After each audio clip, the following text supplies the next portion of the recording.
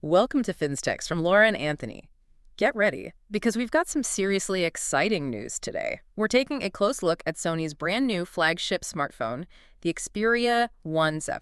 Absolutely. And what's really interesting here is that Sony isn't just, tweaking things slightly. We're seeing some big advancements that could genuinely change how you use your phone. Oh yeah, like what specifically? Well, especially when it comes to performance, battery life, and the camera setup. Big stuff. Okay, let's get into it then. First up, the power. This thing has got the brand new Snapdragon 8 Elite chipset. What does that actually mean for, daily use? So think of it like this. This chip is a massive leap forward, a huge jump in processing power. If you look at the benchmark scores, they really tell the story. Okay, numbers. Yeah, so Geekbench 6, single core is around 3,200, multi-core, about 10,000 to 400, Whoa. right? And to put that into context, it's like maybe a 35% speed boost compared to the last top Snapdragon chip. 45%. So heavy tasks like video editing or intense gaming? Exactly. They're going to run super smooth, incredibly smoothly. And I saw the Antutu score, over 2.7 million. That's right. And the graphics part, the Adreno A30 GPU, that's pulling over 1.1 million points on its own. It's a beast. You mentioned a new architecture as well. Correct. It's using 8 Orion cores. Basically, it's a smarter way to manage the phone's processing. You've got different cores working together more efficiently. 2 high-performance Phoenix L cores at like 4.32 gigahertz and 6 Phoenix M cores. Okay, so really fast. Does it get hot?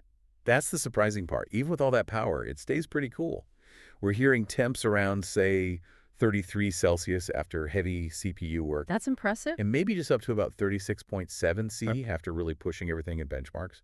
Good thermal management. Nice. And what about graphics specifically? Gamers will want to know. Yes, the GPU performance is apparently up by 40% compared to the last one. 40%. So smoother frame rates, more detail. Definitely. A much more immersive gaming experience overall. Yeah. But it's not just games, right? It helps with video playback, creative apps, all that multimedia stuff. Makes sense. Okay, so that's the power. But equally important, maybe more so for some, Yeah. how long does it actually last?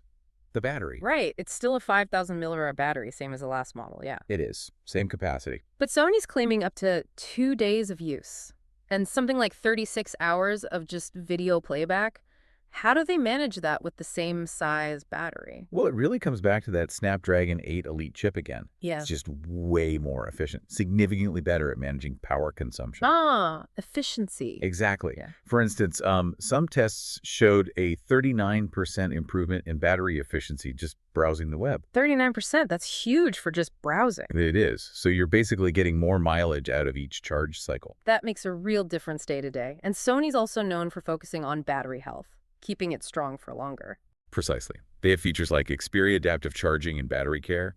The whole idea is to minimize, the battery wearing out over time. Right. Sony's aiming for less than 20% degradation even after 4 years of use. 4 years? That's ambitious. What about charging speed? It's 30 watts wired and 15 watts wireless. Okay, so not the absolute fastest out there. No, a full charge takes about 90 minutes wired. But it seems like Sony's priority here is definitely long-term battery health over just raw charging speed. A different approach, maybe a smarter one long term. Okay, now, the bit lots of people are waiting for, the cameras. Yes. Let's talk cameras. Especially that upgraded ultra-wide lens. What's the big story there? Okay, so the new ultra-wide camera, it's now 48 megapixels, but the key thing is the sensor size. It's got a 11.56-inch Exmor RS sensor.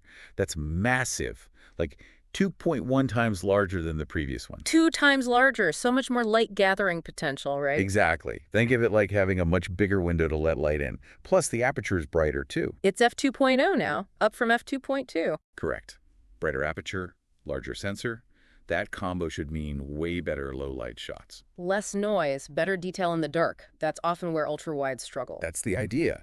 And Sony also says they've designed it for minimal distortion, which is great for landscapes and architecture. And you can do macro shots, too, get really close. Yep, from as close as 5 centimeters, apparently. So it's a really versatile ultra-wide. Okay, what about the other cameras? Main and telephoto. The main camera seems to be the same excellent 48MP 11.35-inch Exmor T sensor as last year. Still fantastic. And the telephoto is that unique 12MP continuous optical zoom lens, going from 85mm all the way to 170mm. That continuous zoom is still pretty unique. It is. And importantly, all three rear cameras have that ZEISST anti-reflective coating. Ah, the ZISS coating for better clarity and less flare? Exactly. Helps with overall image quality, contrast, color accuracy. So Sony's talking big about low light, even comparing it to full-frame cameras. Yeah, that's a bold claim, but the hardware upgrades, especially on the ultra-wide, suggest they're serious about improving low-light performance across the board. Early reports also mention excellent dynamic range.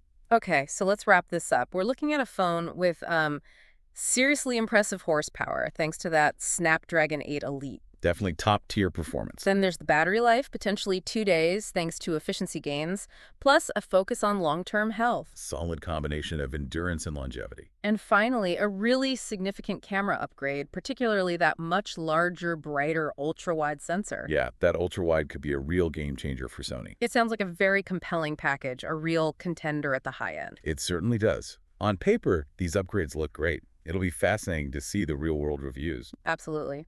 Well, that's our quick look at the exciting new Sony Xperia 17. Don't forget to like, share, and subscribe.